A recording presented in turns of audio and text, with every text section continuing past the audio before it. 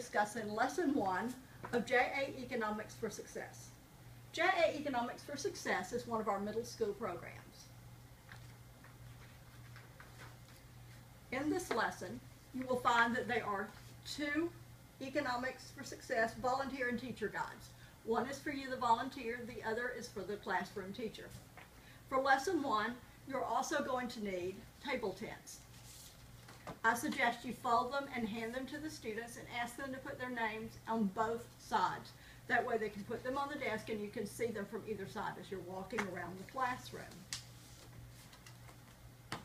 You'll also find in your kit a table tent. This is a junior achievement poster. This is for you to put on the classroom. One of the things I tell my volunteers is this makes a great souvenir if you get all the kids to sign it, and then you can date it and remember this great experience I know you're going to have. Other thing that you're going to need for this first lesson are take-home newsletters. If you'll notice, it will tell you on the back that it says Session 1. As you're looking at your materials, one of the things that I think is great about Junior Achievement materials is that we say on each of our pieces of materials which lesson you'll use this. This you will use for Lesson 1. You will also need these cute little stickers that you're going to use in this lesson, little Post-it notes. Let's get into the lesson. In your teacher guide, the first few pages will tell you about the development of this program and the master list of materials. You'll see on here that you have enough materials in this kit for 32 students. Because of class size amendments across our country, you may or may not have that number of students in your classroom. If you need extra materials for some reason, please be sure to ask your Junior Achievement coordinator and she will get those materials for you. Lesson number 1 begins on page 8 in the book. So turn to page 8 in your book and you will see that the title of this lesson is Mirror, Mirror. The first page of the lesson gives you an overview, your objectives, what you need to do to prepare for this lesson, the recommended time, and the materials. Under materials, the last 2 items say that you need pens and pencils and markers that are not in kit. Please don't feel that you need to go buy those. Everything you need to teach is in this kit. The students and teacher will have those other materials for you. Your actual presentation begins with the word presentation. All of our lessons are divided into 3 sections. The first section is the introduction. That's where you'll tell them about yourself. You'll introduce any key terms. Then we get into the activity session. Sometimes you'll have 1 or more activities, and that will be the main part of your lesson that you'll be delivering to them. And then we have a summary and review. Please pace yourself so that you have time for the summary and review. It's very important that you bring the students back to the reason you are doing this. They get very engaged in the activity, and if you don't bring them back together, they will remember the activity but not the reason. So make sure that you go into the reason and review with them why you've done it. So let's look more specifically about what we're going to do on Mirror, Mirror. You are going to be introducing them to self-knowledge. Self-knowledge is looking at our skills and interests and values and how they relate and how we can use those when we're making career choices. Okay, so we're going to begin our lesson by introducing ourselves to the students. We're going to tell them what we do, why we do what we do, and why we've chosen to volunteer. Be sure to tell them that you're happy to be in their classroom. Under the next session, you will see that you're going to be asking them some real basic questions just to begin the dialogue. Who likes M&Ms best? Who prefers Reese's Pieces? There's 2 ways to do this activity. You can have them raise their hand, or you can ask them to go from one side of the room to the other. I personally have them raise their hand, but if you feel like you need to get your kids up and moving, say you're teaching a class that's very early in the morning, then sometimes you may want to get them up and moving just to make sure you got their blood flowing. So we have several suggestions here that you may want to go over with the students, and then you get into the main body of the activity. There's some definitions on page 10. You'll see them highlighted in green here. These are definitions that or at an age level that they will understand the definition. So we recommend that you use the junior achievement definitions. You're going to hand each of the students one of these take-home newsletters, ask them to put their name on it, and then we're going to look at the activity.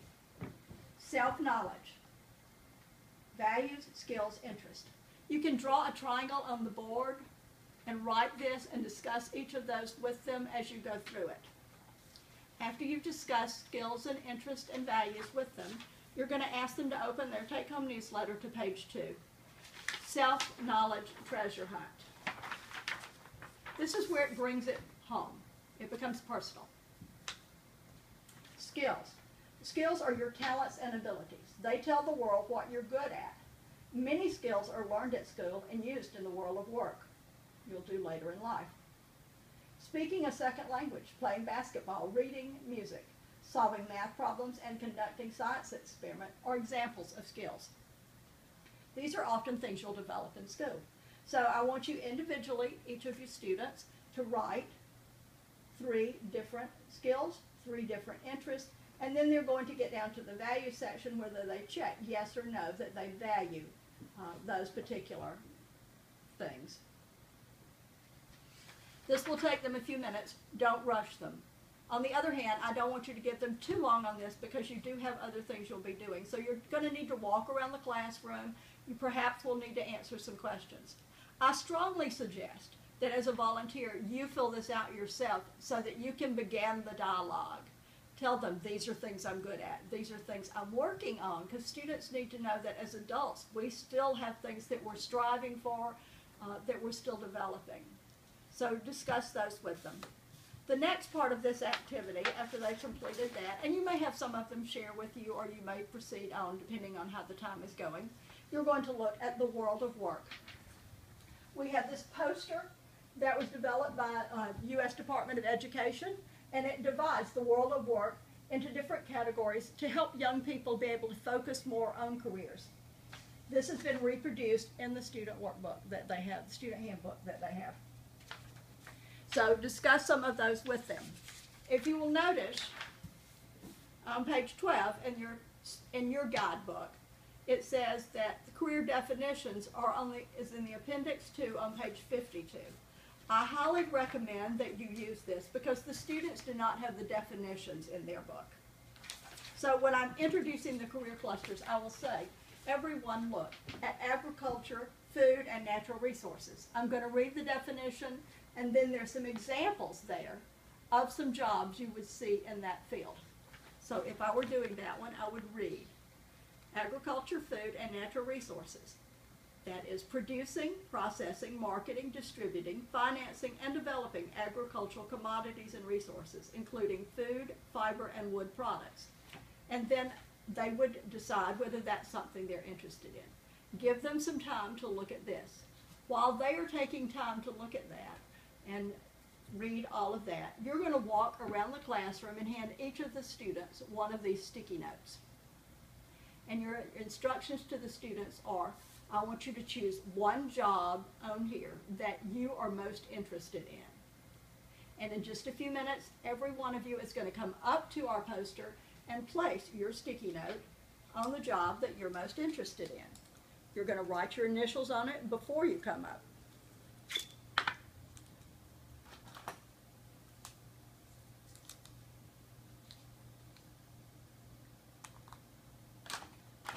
And then you're going to find on here the area that you find most interesting. And the one closest to what I do would probably be corporate trainer. The students can get on here, and if they find something that they really don't find a good match for, then you're going to need to help them find the right area. And they can write that on the sticky note, or they could write that on the poster. By the time everyone's finished, we'll have a great grouping of the interest of our class, and we can use that later on to help them as we're talking about careers and making decisions.